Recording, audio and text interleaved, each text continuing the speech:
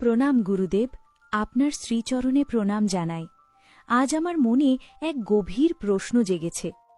গীতা পড়তে পড়তে আমি ভীষণ দ্বিধায় পড়ে গেছি। ভগবান শ্রীকৃষ্ণ অর্জুনকে বলেছেন, আমি এদের সবাইকে আগেই মেরে রেখেছি, তুমি শুধু উপলক্ষ হও। এই কথা পড়ে আমার মনে ভয় ঢুকে গেছে গুরুদেব। তাহলে কি আমাদের জীবনের সবকিছু আগেই লেখা? আমরা কি শুধু একটা নির্দিষ্ট পথের উপর হাঁটছি? আমরা কি সবাই অর্জুনের মতো, আর ভগবানই সবকিছু করাচ্ছেন? যদি সবকিছু পূর্বনির্ধারিত হয়, তাহলে আমরা কেন পাপ করি? আমি তো পাপ করতে চাই না, তবু কেন ভুল হয়ে যায়? পাপ কি তাহলে আমার পূর্বনির্ধারিত? আজ আমাকে একটু গভীরভাবে বুঝিয়ে দিন গুরুদেব। প্রণাম মা, তোমার প্রশ্ন খুব গভীর এবং পবিত্র। এই প্রশ্ন সেই মানুষই করে যে সত্যকে জানতে চায়।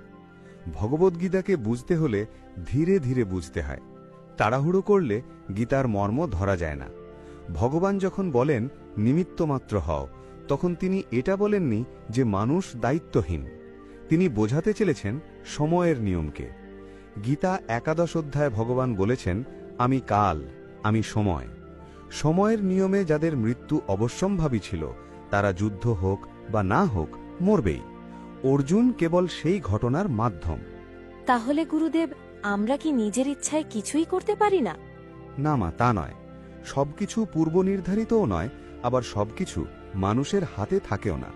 মানুষ কোথায় জন্মাবে, কোন পরিস্থিতিতে পড়বে, তা অনেক সময় পূর্বনির্ধারিত। কিন্তু সেই পরিস্থিতিতে সে কি সিদ্ধান্ত নেবে, সেটাই তার স্বাধীন ইচ্ছা। ভগবান বলেছেন, তোমার অধিকার কর্মে, ফল তোমার হাতে নয়। অর্থাৎ তুমি কি করবে সেটা তোমার হাতে, কিন্তু তার ফল কখন আসবে, কিভাবে আসবে, সেটা ঈশ্বরের নিয়ম। তাহলে পাপ কেন হয় গুরুদেব? যদি স্বাধীন ইচ্ছা থাকে, তবু আমি কেন ভুল করি? পাপ পূর্বনির্ধারিত নয় মা। গীতা অনুযায়ী পাপের মূল কারণ ৩টি।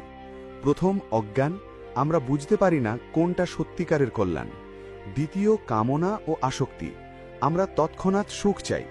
তৃতীয়, অহংকার, আমরা ভাবি আমি কর্তা, আমিই সব করছি। এই ৩টে মিলেই মানুষকে ভুল পথে নিয়ে যায়। তাই পাপ হয়, কিন্তু সেটা ঈশ্বর লিখে দেন না। আমরা কি তাহলে সবাই অর্জুন? হ্যাঁ মা, অর্জুন একজন ব্যক্তি নয়, অর্জুন একটি মানসিক অবস্থা।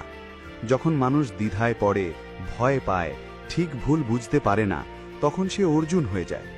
আর ভগবান কৃষ্ণ বাইরের কেউ নন, তিনি মানুষের ভিতরের বিবেক, ভিতরের সত্যবোধ। তাহলে গুরুদেব, আমি খারাপ নই? ভুল করলে আমি নষ্ট হয়ে যাই না? না মা, ভুল করাই শেখার পথ। ভগবান বিচারক নন, তিনি করুণাময়। তুমি প্রশ্ন করছো, এই প্রশ্ন করাটাই প্রমাণ তোমার আত্মা জাগ্রত। মানুষ পুতুল নয়, মানুষ সিদ্ধান্ত নিতে পারে। পাপ পূর্বনির্ধারিত নয়, চেতনা জাগলে পাপ ঝরে যায়। প্রশ্ন করাই মুক্তির প্রথম ধাপ। প্রণাম গুরুদেব, সব কথা শোনার পর আমার মনে অনেকটা শান্তি এসেছে, কিন্তু আরও কিছু প্রশ্ন আমাকে ভেতর থেকে নাড়া দিচ্ছে। আপনি বলেছিলেন মানুষ পুতুলময়, তার সিদ্ধান্তের স্বাধীনতা আছে। কিন্তু গুরুদেব, যদি ভগবান সব জানেন, অতীত, বর্তমান, ভবিষ্যৎ যদি তার কাছে একসাথে প্রকাশিত থাকে, তাহলে তিনি আমাদের পরীক্ষা নেন কেন? তিনি তো আগেই জানেন আমি কি করব। তাহলে এই জীবন, এই সংগ্রাম, এই কষ্ট, সবকিছুর প্রয়োজন কি? আজ আমি এর গভীর উত্তর জানতে চাই। প্রণাম মা, আজ তুমি সেই প্রশ্নে পৌঁছেছ যেখানে গীতার দর্শন শেষ সীমায় এসে দাঁড়ায়। এই প্রশ্নের উত্তর সহজ নয়, কিন্তু সত্য। ভগবান পরীক্ষা নেন না এই জন্য যে তিনি জানেন না। ভগবান পরীক্ষা নেন মানুষের জন্য, ভগবানের জন্য নয়। আগুনে সোনা দিলে আগুন সোনাকে চেনে না, সোনা নিজেকে চেনে। পরীক্ষা ঈশ্বরের জ্ঞান বাড়ানোর জন্য নয়, মানুষের চেতনা জাগানোর জন্য। কিন্তু গুরুদেব, যদি সবকিছু কর্মফলের নিয়মে চলে, তাহলে বর্তমানের কষ্ট কি শুধুই অতীতের পাপের ফল? না মা, এই ধারণা সম্পূর্ণ নয়। গীতা বলে কর্ম ৩ প্রকার: সঞ্চিত কর্ম, যা বহু জন্মের জমা; প্রারব্ধ কর্ম, যা এই জন্মে ফল দিতে শুরু করেছে; আর ক্রিয়মান কর্ম, যা তুমি এই মুহূর্তে তৈরি করছ। বর্তমানের কষ্ট সবসময় অতীতের পাপ নয়, অনেক সময় তা চরিত্র গঠনের প্রক্রিয়া। যেমন ওষুধ তেতো হয়, কিন্তু রোগ সারায়। ঈশ্বর মানুষকে ভাঙেন না, তিনি গড়েন। তাহলে ভালো মানুষই কেন বেশি কষ্ট পায় গুরুদেব? যারা অন্যায় করে তারা তো অনেক সময় সুখেই থাকে। মা, এটা সবচেয়ে ভুলভাবে বোঝা সত্য। ভালো মানুষ কষ্ট পায় না বেশি, ভালো মানুষ কষ্টকে গভীরভাবে অনুভব করে। আর অন্যায়কারী মানুষ নিজের পাপের ফল তৎক্ষণাৎ পায় না, কিন্তু সে ভিতর থেকে ধ্বংস হতে থাকে। গীতা বলে, পাপ প্রথমে মধুর মতো লাগে, শেষে বিষ হয়ে ওঠে। আর সৎকর্ম প্রথমে কষ্ট দেয়, শেষে অমৃত হয়। গুরুদেব, কর্মফল কি কখনো বদলানো যায়, নাকি যা লেখা আছে তাই হবে? এই প্রশ্নটাই মুক্তির দরজা। কর্মফল সম্পূর্ণ বদলানো যায় না, কিন্তু তার প্রভাব কমানো যায়। যেমন নদীর স্রোত থামানো যায় না, কিন্তু নৌকা চালানো যায়। ভগবান বলেছেন, যে আমাকে শরণ নেয় তার কর্ম আমি দগ্ধ করি। এর মানে কর্মের ফল থাকে, কিন্তু তা মানুষকে আর বাঁধতে পারে না। দুঃখ আসে, কিন্তু মানুষ ভেঙে পড়ে না। শরণাগতি মানে কি শুধু বলা, ভগবান আমাকে বাঁচাও? না মা, শরণাগতি খুব গভীর বিষয়। শরণাগতি মানে দায়িত্ব ছেড়ে দেওয়া নয়, অহংকার ছেড়ে দেওয়া। শরণাগতি মানে বলা, আমি চেষ্টা করব, কিন্তু ফল তোমার হাতে। শরণাগতি মানে কর্ম থেকে পালানো নয়, কর্মে নিজেকে ঈশ্বরকে অর্পণ করা। তাহলে মুক্তি কি গুরুদেব? মৃত্যুর পরে কিছু পাওয়া? মুক্তি মৃত্যুর পরে নয় মা, মুক্তি এখন। মুক্তি মানে দুঃখ থাকলেও ভিতরে শান্তি। মুক্তি মানে সুখ না পেলেও ভেঙে না পড়া।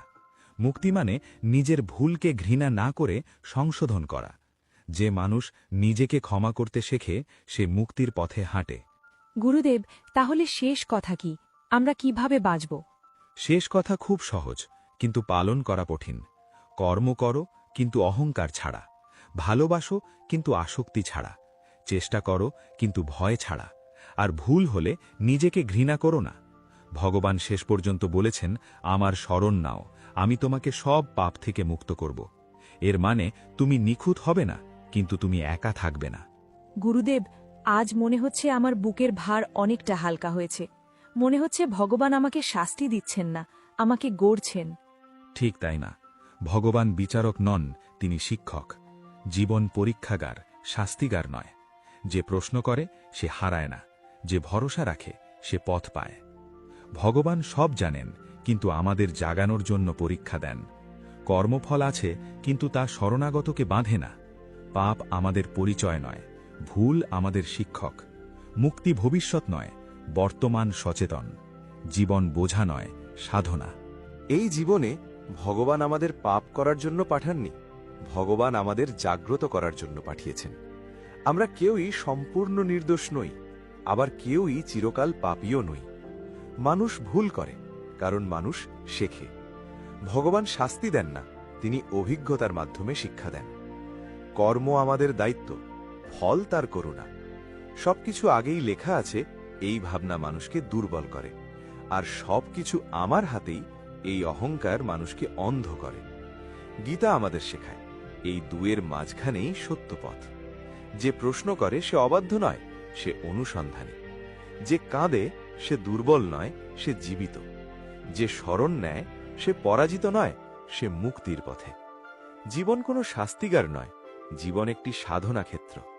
এখানে কেউ হারে না, কেউ শেখে একটু দেরিতে। ভগবান বিচারক নন, তিনি অন্তরের বন্ধু। তিনি আমাদের ফেলে দেন না, তিনি আমাদের গড়ে তোলেন। এই উপলব্ধির সাথেই এই গীতা কথার আলোচনা আজ সমাপ্ত। কিন্তু আত্মজিজ্ঞাসার যাত্রা এখান থেকেই শুরু। শ্রীকৃষ্ণের চরণে সমস্ত প্রশ্ন, ভয় ও অহংকার অর্পণ করি।